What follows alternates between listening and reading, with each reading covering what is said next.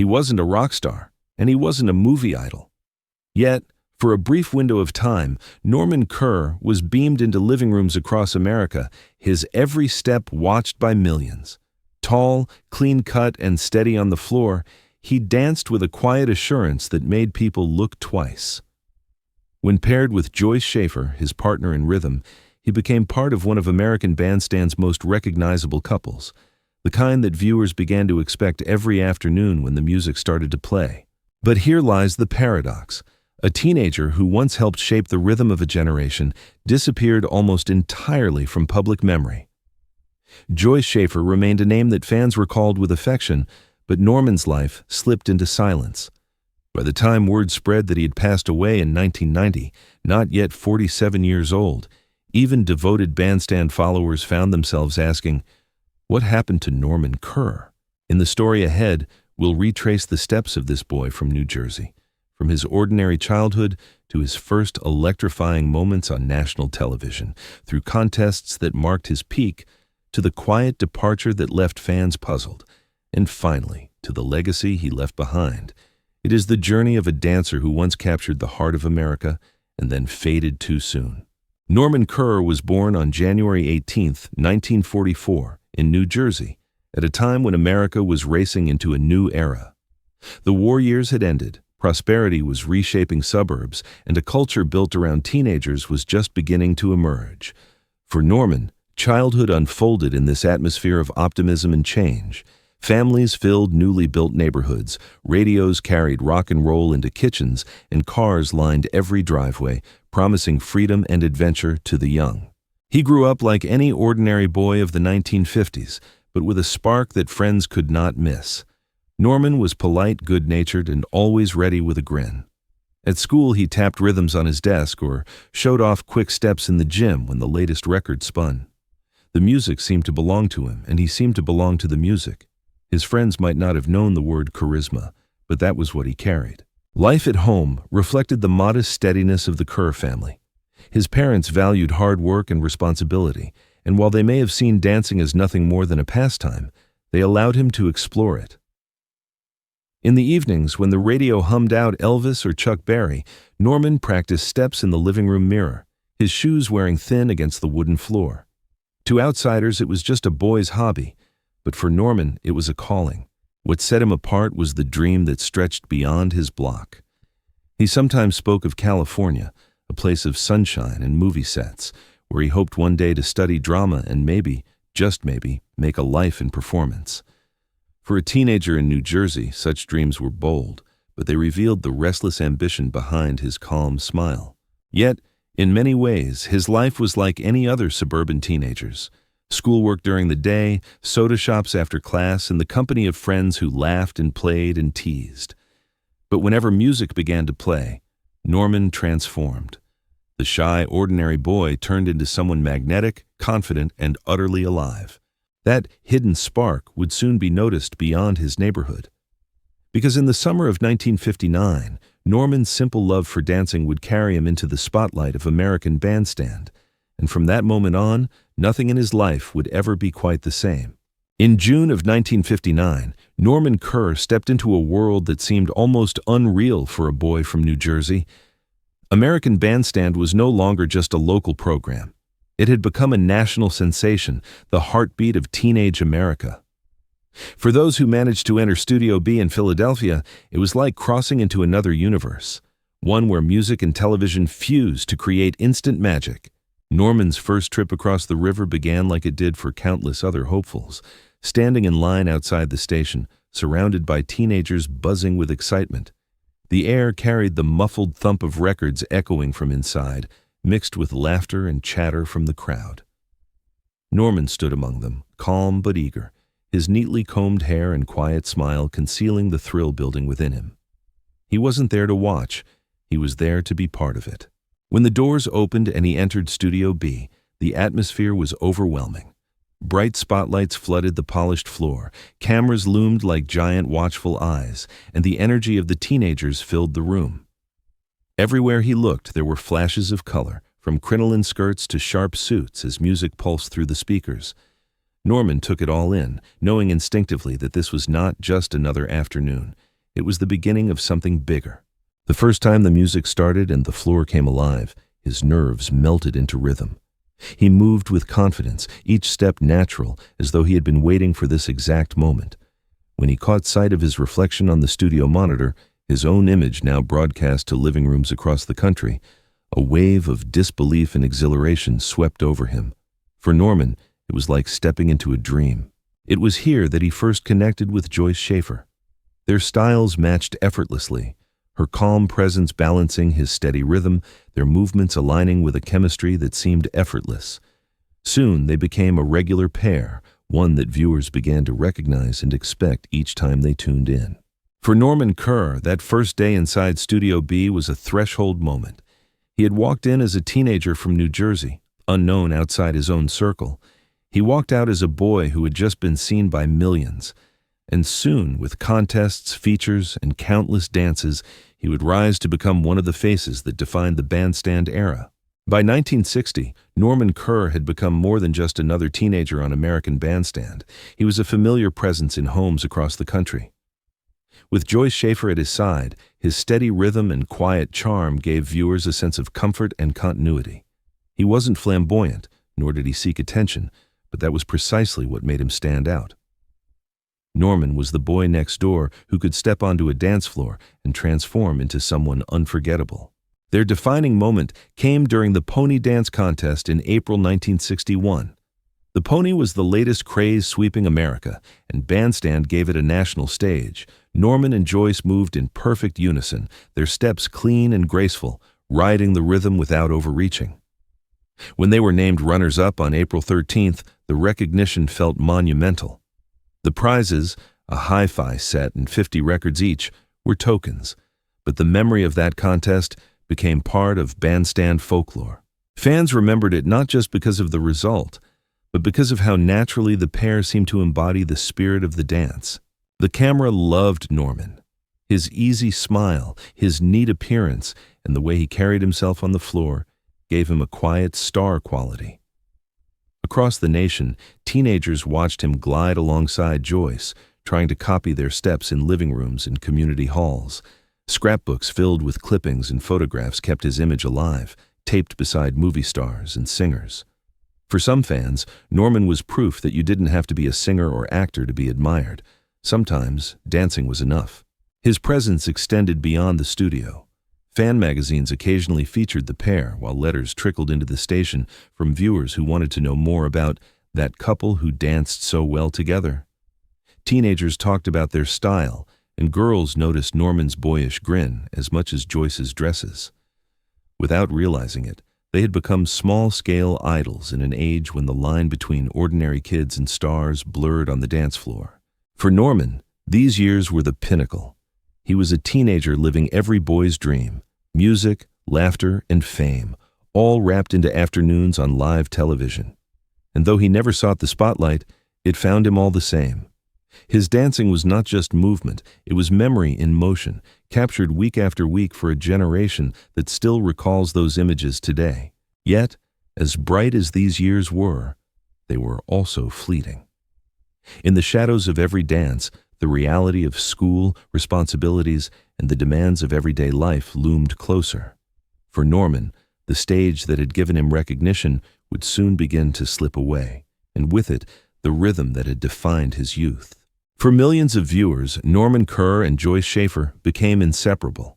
They were not just two teenagers moving to the beat, they represented the kind of partnership every young viewer dreamed about: graceful, steady, and genuine.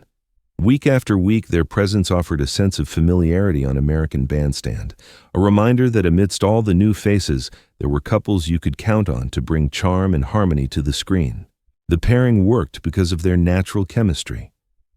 Joyce carried herself with calm elegance, while Norman projected quiet strength, his movements sure and precise. Together, they created a rhythm that felt effortless, even though hours of practice and repetition lay behind each performance. Audiences didn't see the nerves, the sweat, or the mistakes quickly corrected during rehearsals. What they saw was a couple who seemed born to dance together. Fan culture added another layer to their fame. Scrapbooks filled with magazine cutouts and handwritten notes listed Norman and Joyce among favorite couples, alongside the bigger names of Bandstand. Teen magazines occasionally featured photos of them, and young fans wrote letters asking about their styles, what they wore, or even whether they were dating off-screen. For Norman, a boy from New Jersey, it was surreal to think that strangers across the country now recognized his face. Behind the scenes, life was less glamorous. The teenagers often rushed from school to the studio, juggling homework with rehearsals. There were rules to follow: no inappropriate behavior, no suggestive dancing, no breaking the image that Bandstand carefully projected. The pressure to remain picture-perfect could be exhausting, yet Norman managed it with calm discipline. He was known among fellow dancers as reliable, steady, and kind, someone you could trust to hold his partner steady under the hot lights. There were lighter moments, too. Stories circulated of playful teasing when someone missed a step, or laughter spilling out as they waited backstage. Norman and Joyce shared a bond that extended beyond the dance floor, one that Joyce would later recall fondly, even naming her dog Namron, Norman spelled backwards, as a lasting tribute to their friendship. These small details revealed how much their partnership meant, not just to viewers, but to the dancers themselves. Their highlight together remained the pony dance contest of 1961. Although they finished second, the way they carried themselves, unshaken, graceful, and smiling, was a victory in its own right. For fans, it was one of the many reasons the pair remained etched in memory. They didn't need to win first place to win hearts. Still, even in the glow of these moments, the undercurrents of change were present. Other couples vied for airtime, competition was fierce, and the demands of everyday life pressed in. For Norman, the joy of dancing was beginning to collide with the reality of responsibility. What came next would mark a turning point, one that pulled him away from the dance floor and into a life the cameras would never capture. By 1962, the rhythm of Norman Kerr's life began to change. What had once been an endless thrill, afternoons filled with music, cameras, and national attention, started to collide with the demands of school and the steady pull of adulthood. Like many teenagers on American Bandstand, Norman was faced with a difficult truth. Dancing on television could not last forever. Friends noticed subtle differences. He was still the same steady presence on the floor, but off-camera he seemed more withdrawn, less eager to compete for the spotlight. While some dancers dreamed of parlaying their fame into careers in entertainment, Norman's path was less certain. He still held on to his dream of California, of perhaps studying acting, but the reality of responsibility in New Jersey tugged harder. Choices about education, family expectations, and the next stage of life pressed in, and the carefree freedom of Bandstand became harder to sustain. For viewers, the change came quietly. There was no announcement, no farewell episode. Norman simply began appearing less often, until eventually his face was gone from the screen. In a show that thrived on constant renewal, new couples quickly stepped into the spotlight. Fans wrote letters asking about him, but Bandstand rarely explained why certain dancers disappeared. The absence left a small emptiness for those who had grown used to seeing Norman and Joyce together, though life and the program marched on. Behind the silence, the departure was bittersweet. Norman carried with him the pride of having been part of something extraordinary, a cultural touchstone that defined a generation. Yet, he also shouldered the sadness of leaving behind the friendships, the contests, and the thrill of live television. For Joyce, the absence of her partner was a personal loss. The boy whose steps had matched hers so naturally was no longer beside her. Norman's exit reflected a larger truth about American Bandstand itself. For most of its dancers, the show was never meant to be permanent. It was a fleeting chapter, brilliant, joyful, and unforgettable, but temporary. Stepping away was inevitable, though it left behind a paradox. How could someone so present in America's living rooms vanish without a trace? That paradox would only deepen in the years ahead, as Norman disappeared into a quieter, more private life. The boy who had once embodied the energy of teenage America slipped into adulthood outside the spotlight, leaving fans with little more than memories and unanswered questions. When Norman Kerr left the floor of American Bandstand, he stepped into a chapter of life that was almost completely private. Unlike some of his peers who pursued entertainment careers, his path led away from cameras and headlines. He returned to New Jersey, folding himself back into the rhythms of everyday life where work, family, and community replaced the bright lights of television. For fans who once watched him glide across the screen, his sudden absence felt like a mystery. Very little is known about the years that followed. The fragments that survive come mostly through those who danced with him. Joyce Shafer, his longtime partner, later revealed the depth of their bond in small, tender ways, even naming her dog Namron, Norman spelled backwards, as a playful tribute to their friendship. It was a gesture that spoke volumes. For Joyce, Norman's presence in her life had been more than just a television partnership. It had been a real and lasting connection. While the world around him transformed, the Beatles, Woodstock, disco, and the explosion of new youth movements, Norman lived outside the frenzy of pop culture. For him, Bandstand remained a cherished memory, a shining piece of youth that could never be replaced. Friends recalled him as kind, dependable, and steady, the same qualities that had made him a trustworthy partner under the hot lights of Studio B. But the story of Norman's life carried a poignancy that fans only learned years later. On December 6, 1990, just weeks before what would have been his 47th birthday, Norman passed away. The news filtered quietly through the Bandstand community, shocking those who remembered him as the energetic boy from New Jersey who once danced across their television screens. His death at such a young age underscored how fleeting both fame and life could be. Though his later years remain largely undocumented, Norman's legacy endured through the memories of those who had danced beside him and the fans who never forgot his easy smile and steady steps. His life after Bandstand may have been ordinary, but that ordinariness is what made his earlier presence so remarkable. He was the boy next door who, for a few unforgettable years, became part of a nation's heartbeat. And it is through that memory, rather than records or headlines, that Norman Kerr continues to live on. His story was not about the fame he sought, but about the fleeting, beautiful moment when music and television transformed him into a symbol of teenage America. Norman Kerr's story is one of quiet brilliance, a boy from New Jersey who stepped onto a dance floor and, for a brief moment, became part of a national phenomenon.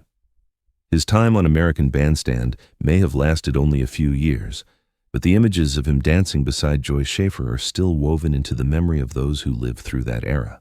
His steps were steady, his smile warm, and his presence a reminder that sometimes the most unforgettable figures are not those who shout the loudest, but those who simply let the music carry them. American Bandstand was a stage that turned ordinary teenagers into the faces of a generation. Norman's journey reflected that transformation. He was never the headline star, yet his absence years later made his story even more haunting. To think that someone who had once been seen by millions could pass away in 1990, at just 46 years old with so little recognition, it is a paradox that still lingers. His legacy survives not in fame or fortune, but in the memories of fans, in the affectionate words of Joyce, and in the archival photos that capture his youth frozen in time. And now, the story turns to you. Do you remember watching Norman Kerr and Joyce Shafer on your television set, their steps gliding in perfect rhythm? What memory of their dances, their style, or that golden bandstand era still lives in your heart today? If these memories resonate with you, we invite you to keep them alive. Join us here on American Bandstand Memories and subscribe so you won't miss the next story of the dancers, the music, and the unforgettable afternoons that shaped a generation. Together, we can ensure that the rhythm of Norman Kerr and all those who danced beside him continues to echo across time.